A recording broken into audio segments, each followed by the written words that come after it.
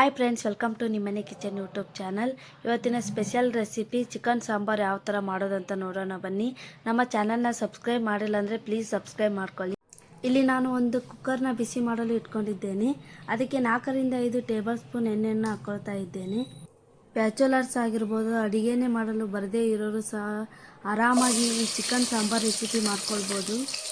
ಈಗ ನಾನು ಇಲ್ಲಿ ಒಂದು ದೊಡ್ಡ ಈರುಳ್ಳಿಯನ್ನು ಸಣ್ಣದಾಗಿ ಕಟ್ ಮಾಡಿಕೊಂಡು ಹಾಕಿಕೊಂಡಿದ್ದೇನೆ.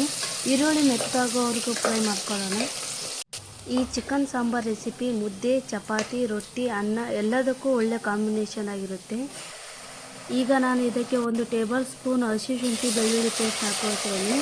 ಈ ಶುಂಠಿ ಬೆಳ್ಳುಳ್ಳಿಯಲ್ಲಿನ ಹಸಿ ವಾಸನೆ ಹೋಗುವವರೆಗೂ ಫ್ರೈ ಮಾಡ್ಕೊಳ್ಬೇಕು.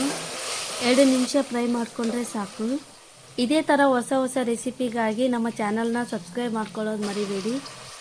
ಇಲ್ಲಿ ನಾನು ಅರ್ಧ kg ಆಗುವಷ್ಟು ಚಿಕನ್ನ ಕ್ಲೀನಾಗಿ ವಾಶ್ ಮಾಡಿ ಹಾಕೊಳ್ತಾ ಇದ್ದೇನೆ. ನಾನು ಇಲ್ಲಿ ಸ್ಕಿನ್ ಔಟ್ ಚಿಕನ್ನ ತೆಗೆದುಕೊಂಡಿದ್ದೇನೆ. ಈಗ ಚಿಕನ್ನ ಚೆನ್ನಾಗಿ ಮಿಕ್ಸ್ ಮಾಡ್ಕೊಳ್ಳೋಣ. ಚಿಕನ್ ಎಣ್ಣೆಯಲ್ಲಿ 10-20 ನಿಮಿಷ ಚೆನ್ನಾಗಿ ಬೇಯಿಸ್ಕೊಳ್ಳೋಣ. ಈ ಥರ ಸ್ವಲ್ಪ ಚಿಕನ್ನ ಫ್ರೈ ಮಾಡಿಕೊಂಡು ಈಗ ಇದನ್ನು 1-2 ನಿಮಿಷ ಬೇಯಿಸ್ಕೊಳ್ಳೋದ್ರೊಳಗೆ ಒಂದು ಮಸಾಲೆಯನ್ನು ರುಬ್ಕೊಂಡು ಬರೋಣ. ಇಲ್ಲಿ ನಾನು ಒಂದು ಜಾರಿಗೆ 10-20 ಮೆಣಸಿನ ಕಾಳನ್ನು ಹಾಕಿಕೊಂಡಿದ್ದೇನೆ. 1-2 ಏಲಕ್ಕಿಯನ್ನು ಸಹ ಸೇರಿಸಿಕೊಂಡಿದ್ದೇನೆ. 4 ಲವಂಗ ಸಹ ಹಾಕಿಕೊಂಡಿದ್ದೇನೆ. 2-3 ಪೀಸ್ ಚಕ್ಕೆಯನ್ನು ಸಹ ಸೇರಿಸಿಕೊಂಡಿದ್ದೇನೆ. ಈಗ ನಾನು ಇದನ್ನು ಗ್ರೈಂಡ್ ಮಾಡಿಕೊಂಡು ಬರೋಣ. ಇಷ್ಟು ಗ್ರೈಂಡ್ ಆದರೆ ಸಾಕು. ಈಗ ನಾನು ಇದಕ್ಕೆ 6-7 ಪೀಸ್ ಬೆಳ್ಳುಳ್ಳಿಯನ್ನು ಹಾಕಿಕೊಂಡಿದ್ದೇನೆ. ಇಲ್ಲಿ ನಾನು ಒಂದು ಹೋಳು ಕೊಬ್ಬರಿಯನ್ನು ತುರಿದು ಸಹ ಹಾಕಿಕೊಂಡಿದ್ದೇನೆ. ಈಗ ನಾನು ಇದಕ್ಕೆ ಸ್ವಲ್ಪ ನೀರನ್ನು ಹಾಕಿಕೊಂಡಿದ್ದೇನೆ.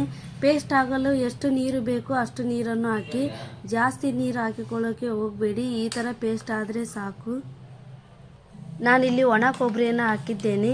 ನೀವು ಸಹ ಒಣ ಕೊಬ್ಬರಿಯನ್ನು ಹಾಕಿಕೊಳ್ಳಿ, ಹಸಿ ಕೊಬ್ಬರಿಯನ್ನು ಹಾಕೊಳ್ಳೋಕೆ ಹೋಗಬೇಡಿ. ಈ ಸೈಡ್ ಚಿಕನ್ನು ಸಹ ಒಂದು 50% ಚೆನ್ನಾಗಿ ಕುಕ್ಕಾಗಿದೆ.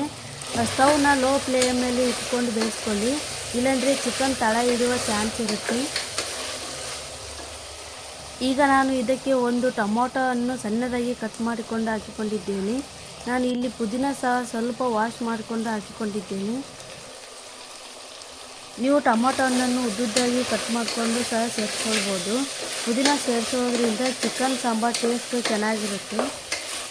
ಈಗ ಎಲ್ಲನೂ ಒಂದು ಸಾರಿ ಚೆನ್ನಾಗಿ ಮಿಕ್ಸ್ ಮಾಡ್ಕೊಳ್ಳೋಣ. ಟೊಮೊಟೊ ಸ್ವಲ್ಪ ಸಾಫ್ಟ್ ಆಗೋವರೆಗೂ ಕುಕ್ ಮಾಡ್ಕೊಳ್ಳೋಣ. ಈಗ ನಾನು ಇದಕ್ಕೆ ಮುಚ್ಚಳ ಮುಚ್ಚಿ 1-2 ನಿಮಿಷ ಬೇಯಿಸ್ಕೊಳ್ತೇನೆ. ಅಷ್ಟರಲ್ಲಿ ಟೊಮೊಟೊ ಸಾಫ್ಟ್ ಆಗುತ್ತೆ. ಟೊಮೊಟೊನು ತುಂಬ ಸಾಫ್ಟಾಗಿ ಬೆಂದಿದೆ. ಚಿಕನ್ ಸಹ ಒಂದು 80% ಬೆಂದಿದೆ. ಈಗ ನಾನು ಇದಕ್ಕೆ ಸ್ವಲ್ಪ ಡ್ರೈ ಮಸಾಲೆಯನ್ನು ಸಹ ಸೇರಿಸ್ಕೊಳ್ತಾ ಇದ್ದೇನೆ. ಈಗ ನಾನು ಇದಕ್ಕೆ ಮನೆಯಲ್ಲೇ ಮಾಡಿರುವಂಥ ಖಾರದ ಪುಡಿ ಅಂದರೆ ಚಿಲ್ಲಿ ಪೌಡರನ್ನು 2 ಟೇಬಲ್ ಸ್ಪೂನ್ ಸೇರಿಸ್ಕೊಳ್ತಾ ಇದ್ದೇನೆ. 1 ಟೇಬಲ್ ಸ್ಪೂನ್ ಆಗುವಷ್ಟು ಧನಿಯಾ ಪೌಡರನ್ನು ಸಹ ಸೇರಿಸ್ಕೊಳ್ತಾ ಇದ್ದೇನೆ. ಒಂದು ಅರ್ಧ ಸ್ಪೂನ್ ಆಗುವಷ್ಟು ಗರಂ ಮಸಾಲೆಯನ್ನು ಸಹ ಸೇರಿಸ್ಕೊಳ್ತಾ ಇದ್ದೇನೆ. ಈಗ ನಾನು ಇದಕ್ಕೆ ಮನೆಯಲ್ಲೇ ಮಾಡಿರುವಂಥ ಚಿಕನ್ ಮಸಾಲೆ ಪೌಡರನ್ನು 1.5 ಸ್ಪೂನ್ ಆಗುವಷ್ಟು ಹಾಕ್ಕೊಳ್ತಾ ಇದ್ದೇನೆ. ರುಚಿಗೆ ತಕ್ಕಷ್ಟು ಉಪ್ಪನ್ನು ಸೇರಿಸಿಕೊಂಡು ಈ ಮಸಾಲೆ ಎಲ್ಲ ಚಿಕನ್ನಿಗೆ ಚೆನ್ನಾಗಿ ಹೊಂದಿಕೊಳ್ಳುವಂತೆ ಮಿಕ್ಸ್ ಮಾಡ್ಕೊಳ್ಳೋಣ. ನಾನಿಲ್ಲಿ ಅರ್ಧ kg ಚಿಕನ್ನಿಗೆ ಇಷ್ಟು ಮಸಾಲೆಯನ್ನು ಸೇರಿಸ್ಕೊಂಡಿದ್ದೇನೆ.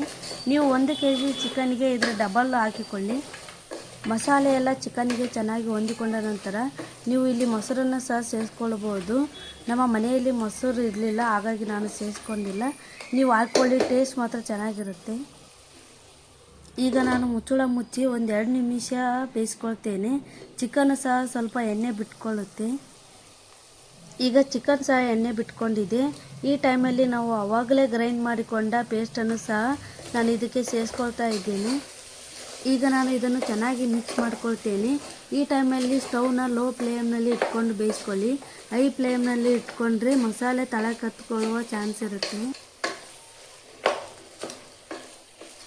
ಈ ಥರ ಮಸಾಲೆ ಎಲ್ಲ ಚಿಕನ್ನಿಗೆ ಹೊಂದಿಕೊಂಡ ನಂತರ ನಾನು ಈಗ ಇದಕ್ಕೆ ನೀರನ್ನು ಸೇರಿಸ್ಕೊಳ್ತಾ ಇದ್ದೇನೆ. ನೀರನ್ನು ನೋಡಿಕೊಂಡು ಸೇರಿಸ್ಕೊಳ್ಳಿ. ನಾನು ಇಲ್ಲಿ ಮುದ್ದೆಗೆ ಮಾಡಿಕೊಳ್ಳೋದ್ರಿಂದ ಸ್ವಲ್ಪ ಜಾಸ್ತಿ ನೀರನ್ನೇ ಸೇರಿಸ್ಕೊಳ್ತಾ ಇದ್ದೇನೆ. ಚಪಾತಿ, ರೊಟ್ಟಿ, ಅನ್ನಕ್ಕಾದರೆ ಸ್ವಲ್ಪ ನೀರು ಕಡಿಮೆ ಹಾಕಿಕೊಳ್ಳಿ. ಚಿಕನ್ ಆಲ್ರೆಡಿ 90% ಕುಕ್ಕಾಗಿದೆ, ಹಾಗಾಗಿ ನೀರು ಸ್ವಲ್ಪ ಕಡಿಮೆನೇ ಸೇರಿಸ್ಕೊಳ್ಳಿ. ಈಗ ಎಲ್ಲ ಒಂದು ಸಾರಿ ಚೆನ್ನಾಗಿ ಮಿಕ್ಸ್ ಮಾಡಿಕೊಂಡು ಈಗ ನಾನು ಇದನ್ನು ಮುಚ್ಚಳ ಮುಚ್ಚಿ 3 ನಿಮಿಷ ಲೋ ಫ್ಲೇಮ್ನಲ್ಲಿ ಇಟ್ಕೊಂಡು ಬೇಯಿಸ್ಕೊಳ್ತೇನೆ. ಈಗ ನೋಡ್ತಾ ಇದ್ದೀರಲ್ವ ಚಿಕನ್ ಸಾಂಬಾರು ಯಾವ ಥರ ಎಣ್ಣೆ ಬಿಟ್ಕೊಂಡಿದೆ ಅಂತ. ಚಿಕನ್ ಸಹ ಚೆನ್ನಾಗಿ ಕುಕ್ ಆಗಿದೆ. ಈಗ ಒಂದ್ಸಾರಿ ಎಲ್ಲನೂ ಚೆನ್ನಾಗಿ ಮಿಕ್ಸ್ ಮಾಡಿಕೊಂಡು ಇದೇ ಥರ ರೆಸಿಪಿಗಾಗಿ ನಮ್ಮ ಚಾನಲ್ನ ಸಬ್ಸ್ಕ್ರೈಬ್ ಮಾಡೋದು ಮಾತ್ರ ಮರಿಬೇಡಿ. ಈ ವಿಡಿಯೋ ನೋಡಿ ನೀವೇನಾದರೂ ಈ ರೆಸಿಪಿನ ಟ್ರೈ ಮಾಡಿದರೆ ಪ್ಲೀಸ್ ಯಾವ ಥರ ಬಂತಂತ ಕಮೆಂಟ್ ಮಾಡಿ. ಈಗ ನಾನು ಇದಕ್ಕೆ ಸಣ್ಣದಾಗಿ ಕಟ್ ಮಾಡ್ಕೊಂಡಿರುವ ಕೊತ್ತಂಬರಿ ಸೊಪ್ಪನ್ನು ಸಹ ಸೇರಿಸ್ಕೊಳ್ತಾ ಇದ್ದೇನೆ. ಒಂದು ಸಾರಿ ಎಲ್ಲನೂ ಚೆನ್ನಾಗಿ ಮಿಕ್ಸ್ ಮಾಡ್ಕೊಂಡ್ಮೇಲೆ ಸ್ಟವನ್ನು ಆಫ್ ಮಾಡ್ಕೊಳ್ಳೋಣ. ಇದೇ ಥರ ವಿಡಿಯೋಗಾಗಿ ಲೈಕ್, ಶೇರ್, ಕಮೆಂಟ್ ಮಾಡೋದು ಮರಿಬೇಡಿ. Thank you for watching.